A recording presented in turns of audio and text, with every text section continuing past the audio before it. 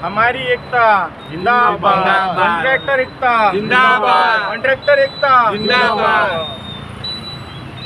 ये धरना लागली हो गया ना, जम गया ना। आज आम्ही कॉन्ट्रॅक्टर सगळे नागपूर जिल्हा परिषदमधले सर्व शासकीय कंत्राटदार आहेत आणि राज्य अभियंता संघटना तसेच कॉन्ट्रॅक्टर अँड इंजिनियर असोसिएशनचे आमच्यासोबत कमलाशंकर पंडितजी आणि संजयजी पांडे आहेत आणि राज्य अभियंता संघटनेतर्फे रोहितजी देशमुख आहे, कंत्राटदार महासंघातर्फे विकेतजी हजारे आणि मनोजजी कनोजिया आणि तसेच आमच्यासोबतचे सगळे हवालदिल झालेले कंत्राटदार आहे। आज आपण बघू शकता की भीषण अशी निधी कमी असल्यामुळे राज्य शासनाच्या तिजोरीत खडखडाट आहे आणि राज्य शासनाजवळ कमी पैसे असल्यामुळे त्यांचा कारभार चालवताना त्यांना त्रास होत आहे आणि त्याच्यातले काही नगदी पैसे जिल्हा परिषदेला जे लोक देतात की ज्या काही गरजू योजना आहेत त्या लवकरात लवकर पूर्ण व्हायला हव्या म्हणून ते नगदी पैसे जिल्हा परिषद प्रशासनाला देतात। जे सार्वजनिक बांधकामाला एक वेळचे कमी पैसे दिले जाते पण इथे जास्त प्रमाणात निधी दिला जातो।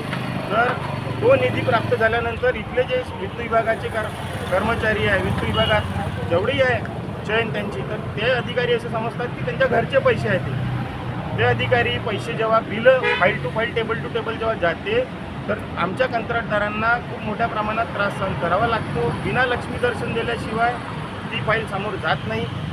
आज आपण बघू शकता आमच्या काही कंत्राटदार मित्रांनी त्यांना त्रास झाला, व्हिडिओ आलेले आहे, आपण बघू शकता, आम्ही तुम्हाला व्हिडिओ सेंड करू। व्हिडिओमार्फत आज मोठे अधिकारी छोट्या त्यांच्या बगलबच्चांमार्फत पैसे घेतात, त्यांच्यातर्फे कंत्राटदारांना पिवळणूक करून पैसे मागतात। त्यांनी काही रेट कार्ड बनवले आहे, ते रेट कार्ड सांगतात की याचे एवढे, त्याचे तेवढे, त्याचे एवढे। तर आमचं तेच म्हणणं आहे, आम्ही त्याबद्दल सीओ साहेबांना सुद्धा भेटलो, निवेदन दिलं। सीओ साहेबांनी म्हटलं की कोणी जर त्रास घेत असेल तर तुम्ही आमच्याकडे या तक्रार घेऊन, पण तरीसुद्धा प्रशासकीय अधिकारी काही सुधारायला तयार नाही आहे। आमचं तेच म्हणणं आहे आज तुमच्या चॅनलच्या माध्यमातून की आपण मोठ्या प्रमाणात हा मुद्दा लावून धरावा आणि जिल्हा परिषद नागपूरचे जे काही कर्मचारी वर्ग मोठ्या प्रमाणात कंत्राटदारांना त्रास देत आहेत ते दूर झाले पाहिजे। ठेकेदार रूपात भाऊ तुम्ही जिल्हा परिषद मनमानी कारभार करते। हमारा बोलना यही है, जो काम जो चालू है, जैसे फाइल जो जारी, अगर हमको अंदर नहीं आने दिया जाएगा चलेगा, लेकिन काम व्यवस्थित तरीके से होना चाहिए। जैसे जो फाइल पहले जारी है उसका काम पहले होना चाहिए, ऐसा नहीं कि जो पैसे दे रहा है उसका काम पहले हो जाना चाहिए। काढणं आपलं मनोज कनोजिया। भाऊ काय सांगा। माझं नाव रोहित देशमुख आहे। इथे लॉटरी पद्धतीने कामवाटप सभा होते, दर 5-6 महिन्यांनी होते। ते आम्ही लोक, आमचे संघटनेचे लोक जेव्हा आम्ही जोर जबरदस्ती करतो त्यानंतरच ती सभा घेतली जाते आणि त्यातही ज्या लोकांना दुरून जिल्ह्यातून पूर्ण मुलं येतात त्या लोकांना जे कामं मिळते त्या कामं त्यांना वर्क ऑर्डर न देता कधी कधी त्यांना ते कामं त्या गावातील नेते, स्थानिक लोक यांना ती दिले जातात आणि ते कामं त्यांना करू पण दिल्या जात नाही, असेही त्रास आहे।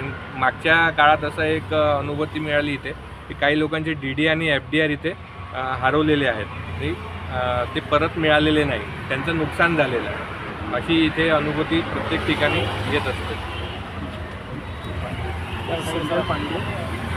पूरा विषय है शासन का GR।